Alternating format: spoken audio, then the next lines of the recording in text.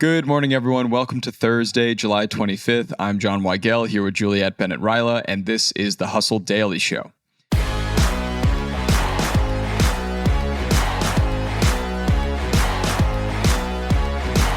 The Olympics is starting up soon, and with it resurfaces a media rumor that caught wind at the last Summer Olympics in Tokyo. That rumor is about, quote, anti-sex beds that the Olympic athletes apparently sleep in. The beds brought this upon themselves by looking kind of flimsy, to be honest, but what's the actual truth behind these beds? Are they anti-sex beds, or are they just misunderstood? We'll chat about that in a bit, but first let's give you the hits and headlines today in business and tech. An update on CrowdStrike. They finally know what sparked the computer outage felt around the world. It was a bug in its quality control tool that led them to miss a mistake baked into an update. When the update shipped, the flaw spread to millions of other machines. So the moral of the story here is never download the update iOS 87.5. You will never get me. Next, Meta banned 63,000 Instagram accounts in Nigeria that were using sextortion for financial scams, including 2,500 accounts that linked back to 20 individuals targeting adult men in the U.S. Over to Tesla. Tesla CEO Elon Musk says we'll all see his much-awaited robotaxi prototype on October 10th. Despite its delay, Musk believes Tesla could be offering unsupervised taxi services before the end of 2024, though 2025 is more likely. Yeah, I'll say. Over to Peacock. Good news, kinda, for Peacock, I guess. Comcast streaming service narrowed its loss to $348 million in Q2. As far as losing $348 million goes, it's kind of a moral victory because Peacock lost $639 million in Q1. Expect a really fun Q3 report too, as it looks like it'll reflect people subscribing for the Olympics, then immediately quitting the service after, probably. And speaking of the Olympics, the IOC solidified hosts and budgets for two future Winter Games, 2030's event in the French Alps, which will run $2.1 billion, and the 2034 edition, which will repeat in Salt Lake City at $2.8 billion. Expensive. All right, on to the main story. Continuing with the Olympics-themed topics, one thing about the Olympics we're still trying to wrap our heads around is the rumored anti-sex beds at the event. So, Juliet, what's the deal with these beds?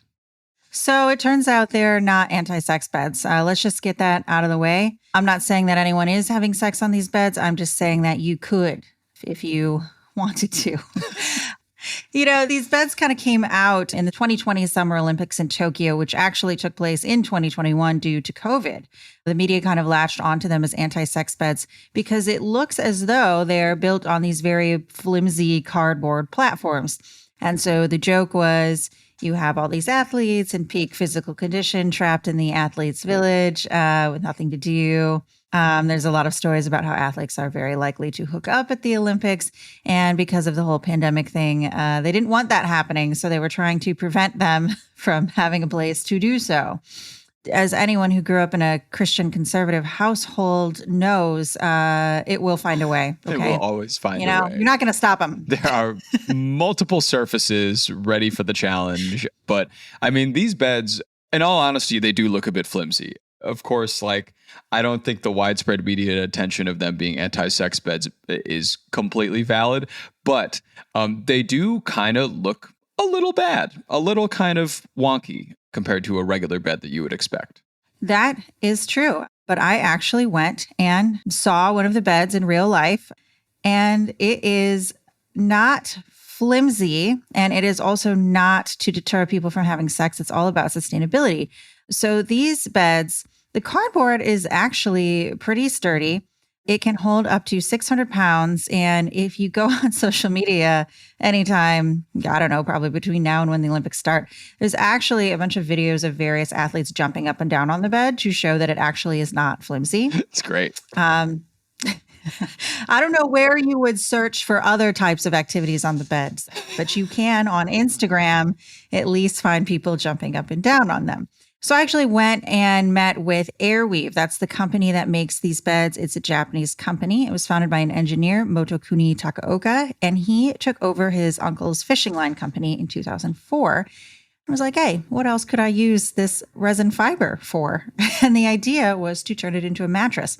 So it's kind of confusing how these beds are because you wouldn't necessarily think, oh, yes, this is the bed of the Olympics. But it's really interesting because the mattress is actually 3 separate panels, 3 separate pads, if you will. They kind of look like a couch cushion. And each pad is made of this plastic. It's a food grade plastic, non-toxic.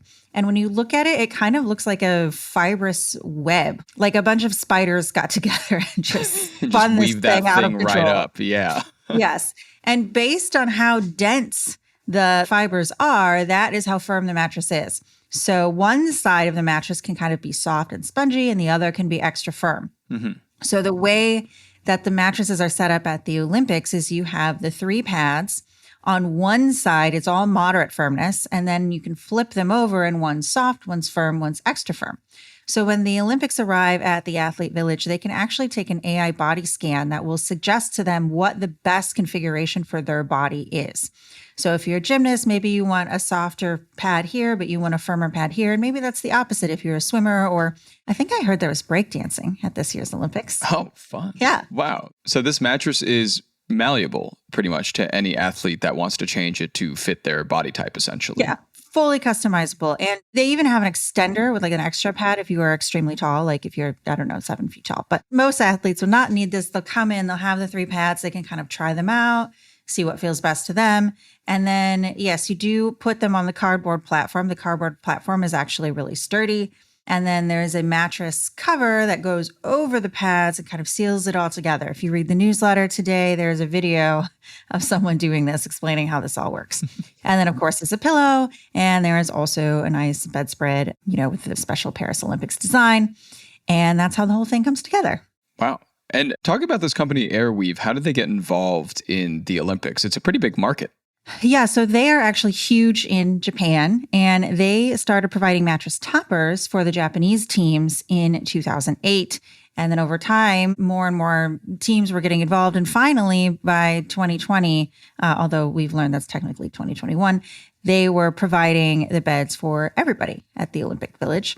For Paris, that means 16,000 beds. So that includes athletes, but also some other support staff that are there. And that doesn't mean that 16,000 people will sleep in them because they actually do change people out of the Athlete Village. So when your event is done, you move on and then new athletes come in. I see. They'll also be doing the Paralympics. So a lot of beds.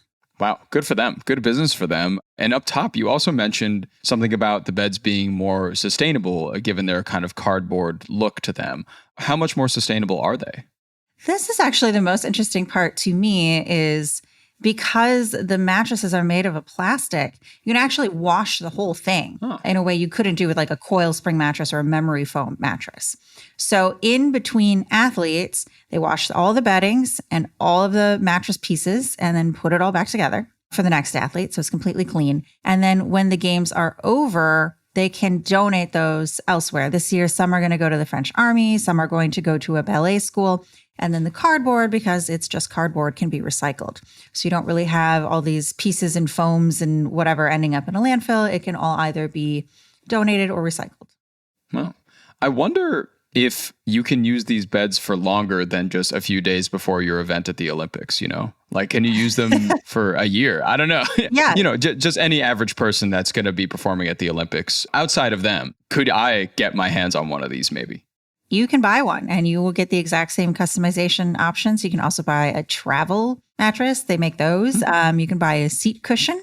They make those. You can buy them online, just like any other consumer product. You can get the whole customizable mattress pads that zip up in the cover. And also, I found out that they're going to be opening a flagship store in the United States. Because like I said, they're a big Japanese company. Lots of people are sleeping on these in Japan, but in the United States, they will be opening a store in Q1. Which is convenient because the Olympic Games will be here in LA in 2028. Wow. So getting ahead of that market share. Yeah. Good on them. Mm-hmm.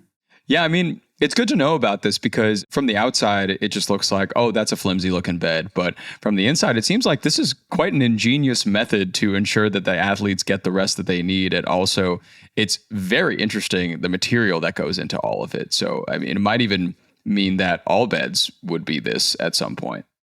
Yeah, it was super interesting. And I obviously was not there long enough to get a full night's rest on one of the beds.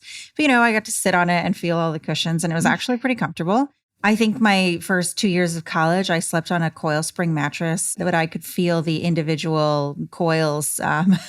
It's like every day being the princess and the pea, but it was dozens of pokey metal coils. So yeah, it felt really comfortable. And, I couldn't necessarily confirm this because I didn't sleep on it for a long time, but they were saying that because the mattress is 90% air, it actually keeps a lot cooler than a mattress that's made of foam or a fabric.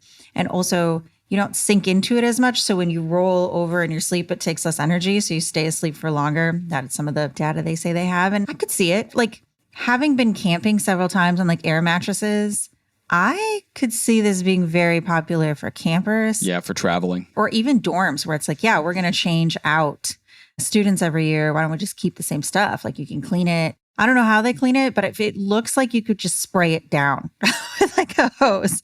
So it just seems like, yeah, this is a really interesting solution. And it's funny that the media latched onto it as anti-sex when it's actually like this whole sustainability effort. It's really nice for the environment. Yeah. So, that's great. Yeah, honestly, anything to replace the air mattresses. I'm so fed up with them. I got this air mattress, slept on it twice, and then it just deflates every time now. It's really sad. So if that can get fixed pronto, that's priority number one for me.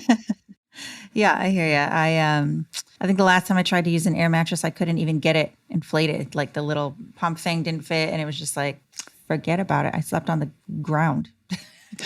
Forget. Just give me the floor. Mm-hmm.